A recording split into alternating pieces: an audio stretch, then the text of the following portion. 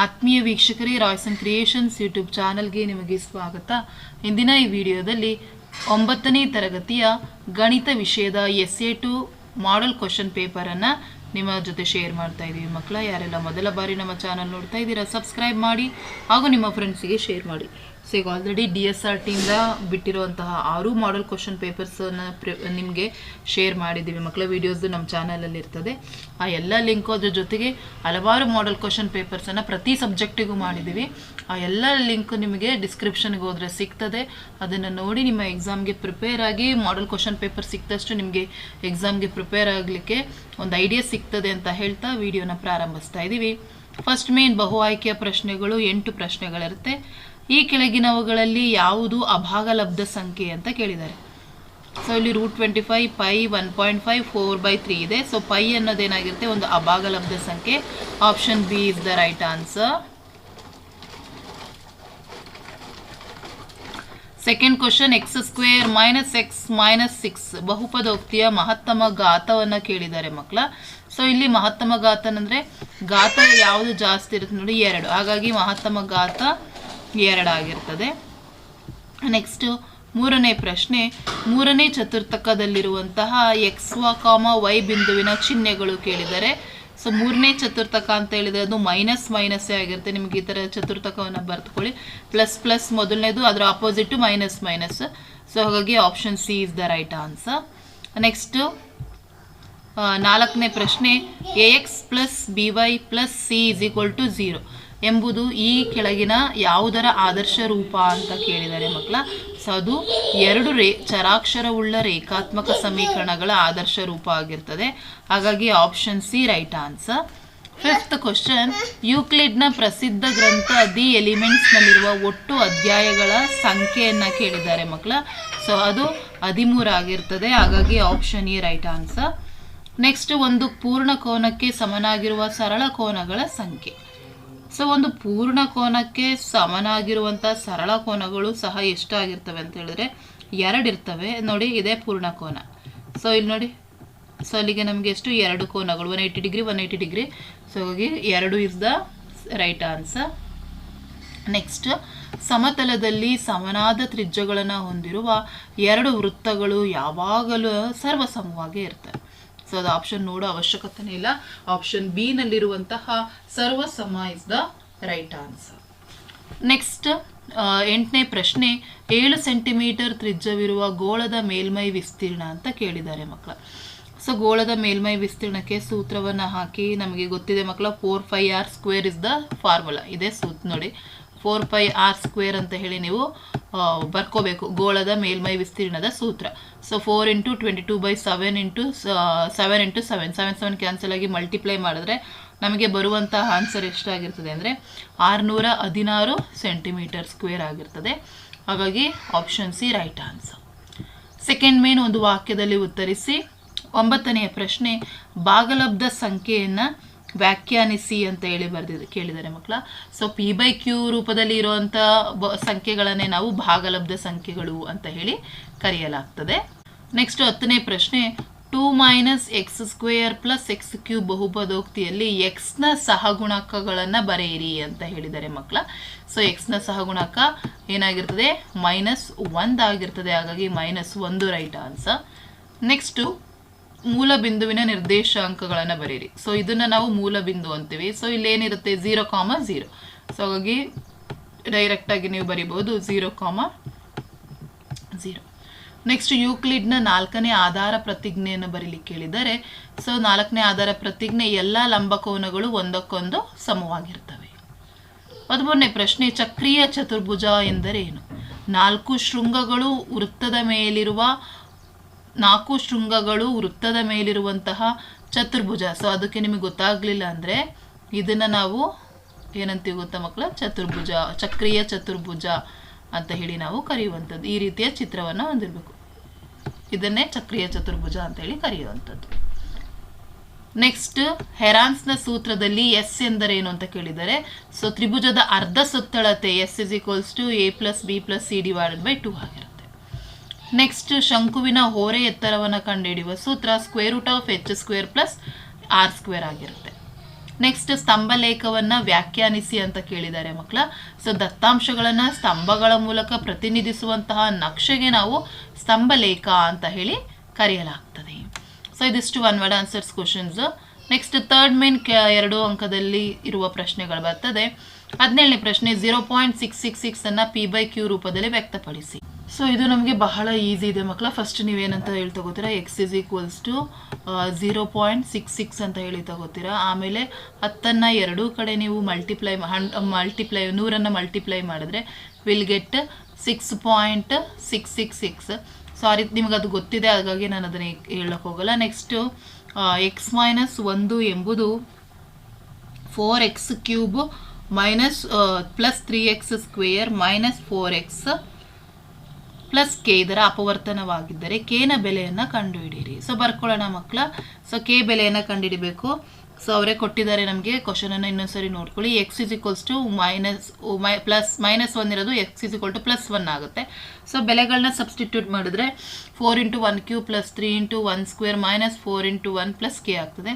So ಅಲ್ಲಿಗೆ ನಮಗೆ 4 + 4 cancel ಆಗುತ್ತೆ. ಸೊ ಅಲ್ಲಿಗೆ ಏನಾಗುತ್ತೆ, k = -3 ಆಗ್ತದೆ. ನೆಕ್ಸ್ಟ್ 19ನೇದು 2x + 3y = k ಸಮೀಕರಣಕ್ಕೆ 3, 0 ಒಂದು ಪರಿಹಾರವಾಗಿದ್ದರೆ k ನ ಬೆಲೆ ಎಷ್ಟು? ಸೊ 0 ಅನ್ನು ಸಬ್ಸ್ಟಿಟ್ಯೂಟ್ ಮಾಡಿ k ಪ್ಲೇಸಿಗೆ. So 2/3 × 3 × 0 = k. ಸೊ k ಬೆಲೆ 6 ಬರ್ತದೆ ಮಕ್ಕಳ. ನೆಕ್ಸ್ಟ್ 20ನೇ ಪ್ರಶ್ನೆ 120 ಡಿಗ್ರಿಯ ಪರಿಪೂರ್ಣಕ ಕೋನದ ಅಳತೆಯನ್ನು ಬರೆಯಿರಿ. ಬಹಳ ಈಸಿ ಮಕ್ಕಳ. ಕೋನದ ಅಳತೆ ಎಷ್ಟಾಗಿರ್ತದೆ? 60 ಡಿಗ್ರಿ ಆಗಿರ್ತದೆ ಮಕ್ಕಳ. ಇದು ಬಹಳ ಈಸಿ. ಸೊ ಯಾಕೆಂದರೆ ಪರಿಪೂರಕ ಅಂದರೆ 2 ಕೋನಗಳನ್ನು ಕೂಡಿಸಿದಾಗ 180 ಡಿಗ್ರಿ ಬರಬೇಕು. ಇಲ್ಲಿ 120 ಡಿಗ್ರಿ ಇದ್ದರೆ 60 ಡಿಗ್ರಿ. ಅದು ಚಿತ್ರವನ್ನು ಬಿಡಿಸಿ ಬರೆಯಿರಿ. ನೆಕ್ಸ್ಟ್ ತ್ರಿಭುಜ ABC ಸಮರೂಪ ತ್ರಿಭುಜ PQR ಆದರೆ ಅವುಗಳ ಅನುರೂಪ ಬಾಹುಗಳನ್ನು ಬರೀಲಿಕ್ಕೆ ಕೇಳಿದ್ದಾರೆ ಮಕ್ಕಳ. ಸೊ ಅನುರೂಪ ಬಾಹುಗಳು ಏನಾಗಿರ್ತದೆ? AB = PQ ಆಗುತ್ತೆ, BC = QR, AC = PR ಬರ್ತದೆ. ನೆಕ್ಸ್ಟ್ ಸಮಾಂತರ ಚತುರ್ಭುಜದ KLMN ನಲ್ಲಿ KL = 6 cm, NK = 3 cm ಆದರೆ ಸುತ್ತಳತೆಯನ್ನು ಬರೀಬೇಕು. ಸೊ ಸುತ್ತಳತೆಯನ್ನು ಬರೀಲಿಕ್ಕೆ ಬಹಳ ಈಸಿ ಮಕ್ಕಳ. ಸೊ ಅಲ್ಲಿ ನಾವು 2/6 + 3 ಅನ್ನು ಮಾಡ್ಕೊತೀವಿ. ಸೊ ನಿಮಗೆ ಚತುರ್ಭುಜ ಅಂದರೆ ಗೊತ್ತದು ಈ ಶೇಪಲ್ಲಿ ಇರುತ್ತೆ. ಹಾಗಾಗಿ ನಮಗೆ ಇಲ್ಲಿ 2 ಉದ್ದ 2 ಅಗಲ ಇರ್ತದೆ. ಹಾಗಾಗಿ 2/6 + 3 ಮಾಡಿದ್ರೆ ವಿಲ್ ಗೆಟ್ 18. ಸೊ ಹಾಗಾಗಿ 18 ಇಸ್ ದ ಆನ್ಸರ್. ನೆಕ್ಸ್ಟು ಸಮಾನ ಜಾಗಳ ವೃತ್ತ ಕೇಂದ್ರದಲ್ಲಿ ಉಂಟಾಗುವ ಕೋನಗಳ ಬಗ್ಗೆ ತಿಳಿಸಿ ಅಂತ ಕೇಳಿದರೆ, ಸೊ ಅಲ್ಲಿ ಸಮಾನಾದ ಕೋನಗಳನ್ನೇ ಉಂಟು ಮಾಡ್ತದೆ. ಸೊ ಅದನ್ನು ನೋಡಿ ಬರೀರಿ. ನೆಕ್ಸ್ಟ್ ವರ್ಗಾಂತರ 10 ರಿಂದ 20ರ ಮಧ್ಯಬಿಂದುವನ್ನು ಕಂಡುಹಿಡಿಲಿಕ್ಕೆ ಕೇಳಿದ್ದಾರೆ. ಸೊ ಮಧ್ಯಬಿಂದು ಕಂಡುಹಿಡಿಲಿಕ್ಕೆ ಬಹಳ ಈಸಿ ಮಕ್ಕಳ. 2ನ್ನು ಕೂಡಿಸಿ 10 + 20 / 2 ಮಾಡಬೇಕು. ಸೊ ಅಲ್ಲಿಗೆ ಏನಾಗುತ್ತೆ 30/5. ಸೊ 2 ಆಗ್ತದೆ. ಅಲ್ಲಿಗೆ ನಮಗೆ ಮಧ್ಯಬಿಂದು 15 ಆಗ್ತದೆ. ಈಸಿಯಾಗಿ ನೀವು ಲೆಕ್ಕವನ್ನು ಬಿಡಿಸ್ಬೋದು. ನೆಕ್ಸ್ಟ್ 3 ಅಂಕದ ಪ್ರಶ್ನೆಗಳು. √3 ಅನ್ನು ರೇಖಾಚಿತ್ರದ ಮೇಲೆ ಸಂಖ್ಯಾ ರೇಖೆಯ ಮೇಲೆ ಪ್ರತಿನಿಧಿಸಿ ಅಂತ ಹೇಳಿ ಕೇಳಿದ್ದಾರೆ ಮಕ್ಕಳು. ಇಲ್ಲಿ ನೋಡಿ ನಿಮಗೆ ಕಾಣಿಸ್ತಾ ಇದೆ. ಸೊ ಈ ರೀತಿ ನಾವು ಅದನ್ನು ಪ್ರತಿನಿಧಿಸಬೇಕು. ನೀಟಾಗಿ ಸ್ಟೆಪ್ ಬೈ ಸ್ಟೆಪ್ ಬರೆದು ಮಾಡಿದ್ರೆ ನಿಮಗೆ ಕಂಪ್ಲೀಟಾಗಿ 3 ಅಂಕ ಸಿಗುತ್ತೆ. ಬರೀ ಇದಿಷ್ಟನ್ನು ನೀವು ತೋರಿಸಿದ್ರೆ ಅಂಕಗಳು ಸಿಗೋದಿಲ್ಲ. ನೆಕ್ಸ್ಟ್ 26ನೇದು 49a² + 70ab + 25b² ಸೂಕ್ತ ನಿತ್ಯ ಸಮೀಕರಣ ಬಳಸಿ ಅಪವರ್ತಿಸಿ ಅಂತ ಹೇಳಿಕೊಟ್ಟಿದ್ದಾರೆ. ಸೊ ಪ್ರಶ್ನೆ ಬರ್ಕೊಳ್ಳಿ. 49a² + 70ab + 25b². ಸೊ ಇದನ್ನು ನಾವು 7a² ಬರ್ಕೋಬೋದು, 25ನ 5b² ಬರಿಬೋದು. ಹಾಗಾಗಿ 2 × 7a × 5b. So therefore it is in the form of a + b ಹೋಲ್² ಫಾರ್ಮಿಗೆ ಬರುತ್ತೆ. ಹಾಗಾಗಿ 7a + 5b ಹೋಲ್² ಅಂತೇಳಿ ಬರೀಬೇಕು. ನೆಕ್ಸ್ಟ್ P0,2 Q2,4 R-2,0 ಬಿಂದುಗಳನ್ನು ನಕ್ಷೆಯಲ್ಲಿ ಗುರುತಿಸಿ ಅಂತ ಹೇಳಿ ಕೊಟ್ಟಿದ್ದಾರೆ. ನೋಡಿ ಈ ರೀತಿ ನಕ್ಷೆಯನ್ನು ನೀವು ಬರೆದ್ಬಿಟ್ಟು P ಬೆಲೆ ಇಲ್ಲಿ ಬರುತ್ತೆ, ನೆಕ್ಸ್ಟ್ Q ಇಲ್ಲಿ ಬರುತ್ತೆ, R ಇಲ್ಲಿ ಬರುತ್ತೆ. ಸೊ ಈ ರೀತಿ ಇವುಗಳನ್ನು ಗುರುತಿಸಿದ್ರೆ ನಿಮಗೆ ಕಂಪ್ಲೀಟಾಗಿ ಅಂಕ ಸಿಗ್ತದೆ. ನೆಕ್ಸ್ಟ್ 28ನೇ ಪ್ರಶ್ನೆ. x + 2y = 6 ಸಮೀಕರಣಕ್ಕೆ 3 ವಿಭಿನ್ನ ಪರಿಹಾರಗಳನ್ನು ಕಂಡುಹಿಡಿಯಿರಿ ಅಂತ ಹೇಳಿದ್ದಾರೆ. ಸೊ ವಿಭಿನ್ನ ಪರಿಹಾರ ಅಂದರೆ ಏನಿಲ್ಲ, ಬೆಲೆ ವ್ಯಾಲ್ಯೂಸ್ ಕೊಡ್ತಾ ಹೋದರೆ ವಿಲ್ ಗೆಟ್ ದಟ್ 0.3, 0,3, 2,2, 4,1, 6,0 ಬರ್ತದೆ. ನೆಕ್ಸ್ಟ್ ಚಿತ್ರದಲ್ಲಿ so next a c is equals to b c ಆಗುವಂತೆ ಎ ಮತ್ತು ಬಿ ಬಿಂದುಗಳ ನಡುವಿನ ಸಿ ಬಿಂದುವಿದ್ದರೆ a c is equals to half ಎಂದು ಸಾಧಿಸಿ ಅಂತ ಹೇಳಿ ಕೇಳಿದ್ದಾರೆ ನೋಡಿ ಮಕ್ಕಳ. ಸೊ ಚಿತ್ರವನ್ನು ಬರೆದುಕೊಂಡು ನಿಮಗೆ ಬರ್ಕೊಳ್ಳಿ. ಅವರೇ ಕೊಟ್ಟಿದ್ದಾರೆ ದತ್ತ a c is equal to b c. So ಸಾಧನೆಯ a c is equal to half a b ಮಾಡಬೇಕು.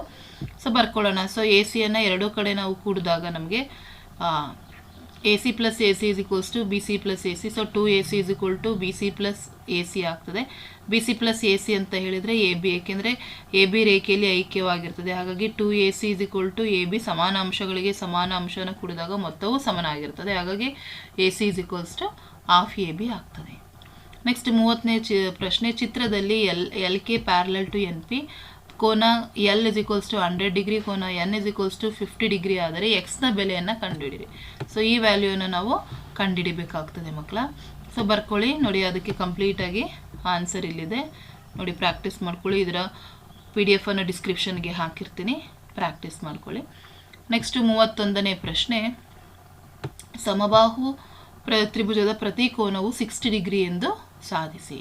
ಸೊ ನೋಡಿ, ಅದಕ್ಕೆ ಫಸ್ಟು ಸಾಧನೆಯ ಬರ್ಕೊಳ್ಳಿ. ಸಾಧನೆಯನ್ನು ಇದನ್ನು ಬರ್ಕೊತ ಹೋದರೆ ನಮಗೆ ಗೊತ್ತಾಗ್ತದೆ ಅವೆಲ್ಲ ಕೋನಗಳು 60 ಡಿಗ್ರಿನೇ ಆಗಿರ್ತವೆ ಸಮ ತ್ರಿಭುಜದಲ್ಲಿ.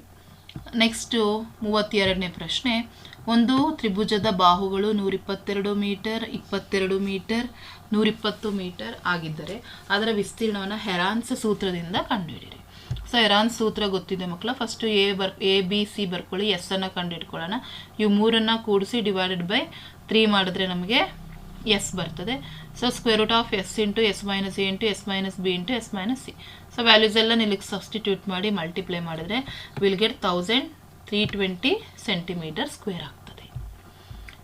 ನೆಕ್ಸ್ಟ್ 33ನೇ ಪ್ರಶ್ನೆ. ಎತ್ತರ 16 ಸೆಂಟಿಮೀಟರ್ ಮತ್ತು ಪಾದದ ತ್ರಿಜ್ಯ 12 ಸೆಂಟಿಮೀಟರ್ ಇರುವ ಶಂಕುವಿನ ಪಾರ್ಶ್ವ ಮೇಲ್ಮೈ ವಿಸ್ತೀರ್ಣವನ್ನು ಕಂಡುಹಿಡಿಯಿರಿ. ಸೊ ಅಲ್ಲಿ ನಮಗೆ ಫಸ್ಟು ಓರೆ ಎತ್ತರ ಕೊಟ್ಟಿಲ್ಲ ಮಕ್ಕಳ, ಎತ್ತರ ಮಾತ್ರ ಕೊಟ್ಟಿದ್ದಾರೆ. ಹಾಗಾಗಿ ಓರೆ ಎತ್ತರ L is equals to square root of H square plus R square. So ಹೆಚ್ಚು ಕೊಟ್ಟಿದ್ದಾರೆ, 6 ಕೊಟ್ಟಿದ್ದಾರೆ. 16 ಸ್ಕ್ವೇರ್ ಪ್ಲಸ್ 12 ಸ್ಕ್ವೇರ್ ಮಾಡಿದ್ರೆ 20 ಸೆಂಟಿಮೀಟರ್ ಆಗ್ತದೆ. ಸೊ ಪಾರ್ಶ್ವ ಮೇಲ್ಮೈ ವಿಸ್ತೀರ್ಣದ ಸೂತ್ರ ಪೈ ಆರ್ ಎಲ್. ಸೊ ಬರ್ಕೊಳ್ಳೋಣ. 3.14 into 12 into 20. So 753.6 centimetre square ಬರ್ತದೆ. ನೆಕ್ಸ್ಟ್ 4 ಅಂಕದ ಪ್ರಶ್ನೆ ಮಕ್ಕಳ. X cube minus 23x square plus 142x minus 120 ಇದನ್ನು ಅಪವರ್ತಿಸಿ ಅಂತ ಹೇಳಿ ಕೊಟ್ಟಿದ್ದಾರೆ ಮಕ್ಕಳ. ಸೊ ಕ್ವಶನನ್ನು ಬರ್ಕೊಳ್ಳೋಣ ಮಕ್ಕಳ. ಸೊ ಬರ್ಕೊಬಿಟ್ಟು ಸೊ ಎಲ್ಲ ಸಾಧ್ಯತೆಯ ಅಪವರ್ತನಗಳನ್ನ ಬರ್ಕೊಳ್ಳಿ. ಸೊ ಇದನ್ನು ಕಂಪ್ಲೀಟಾಗಿ ಇದೇ ರೀತಿ ನೀವು ಸಾಲ್ವ್ ಮಾಡಿ ಮಕ್ಕಳ. ಸೊ ಡಿಸ್ಪ್ಲೇ ಮೇಲೆ ಕಾಣಿಸ್ತಾ ಇದೆಯಲ್ಲ, ಇದಿಷ್ಟು ನೋಡ್ಕೊಳ್ಳಿ. ನೆಕ್ಸ್ಟು 35ನೇ ಪ್ರಶ್ನೆ. ಒಂದು ಚಕ್ರೀಯ ಚತುರ್ಭುಜದ ಕರ್ಣಗಳ ವೃತ್ತದ ವ್ಯಾಸಗಳಾಗಿದ್ದರೆ ಆ ಚತುರ್ಭುಜವು ಒಂದು ಆಯತ ಎಂದು ಸಾಧಿಸಿ. ಸೊ ಇಲ್ಲಿ ನಿಮಗೆ ಇದು ಪ್ರಮೇಯವನ್ನು ಕೊಟ್ಟಿದ್ದಾರೆ ನೋಡಿ, ಇದಿಷ್ಟನ್ನು ನೀವು ಬರೆದು ಪ್ರಾಕ್ಟೀಸ್ ಮಾಡ್ಕೊಳ್ಳಿ ಮಕ್ಕಳ. ಸೊ ಈಸಿ ಇದೆ. ನೆಕ್ಸ್ಟ್ ಕ್ವಶನ್ ನೋಡೋಣ. ಹಿತ್ತಾಳೆಯಿಂದ ಮಾಡಿದ ಅರ್ಧ ಗೋಳಾಕಾರದ ಪಾತ್ರೆಯ ವ್ಯಾಸವು 10.5 ಸೆಂಟಿಮೀಟರ್ ಆಗಿದೆ. ಇದಕ್ಕೆ ಒಳಗಿನಿಂದ ಕಲಾಯಿ ಹಾಕಿಸಲು ಪ್ರತಿ 100 ಸೆಂಟಿಮೀಟರ್ ಸ್ಕ್ವೇರ್ಗೆ 16 ರೂಪಾಯಿ ತಗುಲುವ ವೆಚ್ಚ ಅಂತ ಕೊಟ್ಟಿದ್ದಾರೆ. ಸೊ ಈಗ 16 ರೂಪಾಯಿ ತಗಲೋದಾದರೆ ಪೂರ್ತಿ ವೆಚ್ಚವನ್ನು ನಾವೇನು ಮಾಡಬೇಕು, ಕಂಡುಹಿಡಿಬೇಕಾಗ್ತದೆ ಮಕ್ಕಳ. ಸೊ ಅದನ್ನು ಪ್ರಾಕ್ಟೀಸ್ ಮಾಡ್ಕೊಳ್ಳಿ, ಹಾಗೆಯೇ ಬರೆದು ಜಸ್ಟ್ ಕ್ವಶನ್ಸ್ ಕೊಟ್ಟಿದ್ದೀವಿ. 37ನೇದು ಆವೃತ್ತಿ ಬಹುಭುಜಾಕೃತಿಯನ್ನು ಹಾಕಲಿಕ್ಕೆ ಕೊಟ್ಟಿದ್ದಾರೆ ಮಕ್ಕಳ. ನೋಡಿ, ನಿಮಗೆ ಆವೃತ್ತಿ ಬಹುಭುಜಾಕೃತಿ ಯಾವ ರೀತಿ ಹಾಕಬೇಕು ಅಂತ ಹೇಳಿ ಇಲ್ಲಿ ಕೊಟ್ಟಿದೆ ನಿಮಗೆ. ನೋಡಿ ಇಲ್ಲಿ ಅಂಕಗಳನ್ನ ಕೊಟ್ಟಿದ್ದಾರೆ, ಆವೃತ್ತಿಯನ್ನು ಕೊಟ್ಟಿದ್ದಾರೆ. ಸೊ ಈ ರೀತಿ ಇದನ್ನು ಬರೆದ್ಬಿಟ್ಟು ಇಲ್ಲಿ ಫ್ರೀಕ್ವೆನ್ಸಿ ಬರೀಬೇಕು, ಇಲ್ಲಿ ಮಾರ್ಕ್ಸನ್ನು ಬರೀಬೇಕು. ಈ ರೀತಿ ಬರೆದ್ರೆ ನಿಮಗೆ ಕಂಪ್ಲೀಟಾಗಿ 4 ಅಂಕ ಸಿಗುತ್ತೆ. ಸೊ PDF ಡೌನ್ಲೋಡ್ ಮಾಡಿ ಪ್ರಾಕ್ಟೀಸ್ ಮಾಡ್ಕೊಳ್ಳಿ. ಇಲ್ಲಿ ನಿಮಗೆ ಮಧ್ಯಬಿಂದು ಪ್ರಮೇಯವನ್ನು ಕೊಟ್ಟಿದ್ದಾರೆ ಮಕ್ಕಳ ಬರೀಲಿಕ್ಕೆ 5 ಅಂಕಕ್ಕೆ. ಸೊ ಲಾಸ್ಟ್ ಮೇನಲ್ಲಿ ಮಧ್ಯಬಿಂದು ಪ್ರಮೇಯ ಇದೆ. ಸೊ ಇದನ್ನು ಪ್ರಾಕ್ಟೀಸ್ ಮಾಡ್ಕೊಳ್ಳಿ. ಇದರ PDF ಡಿಸ್ಕ್ರಿಪ್ಷನಲ್ಲಿರುತ್ತೆ. ಸೊ ನಿಮಗೆ ಎಕ್ಸಾಮ್ಗೆ ಬಹಳ ಯೂಸ್ಫುಲ್ ಆಗ್ತದೆ ಅಂತ ಹೇಳ್ತಾ ಈ ವಿಡಿಯೋ ಎಂಡ್ ಮಾಡ್ತಾ ಇದ್ದೀನಿ. Thank you for watching this video.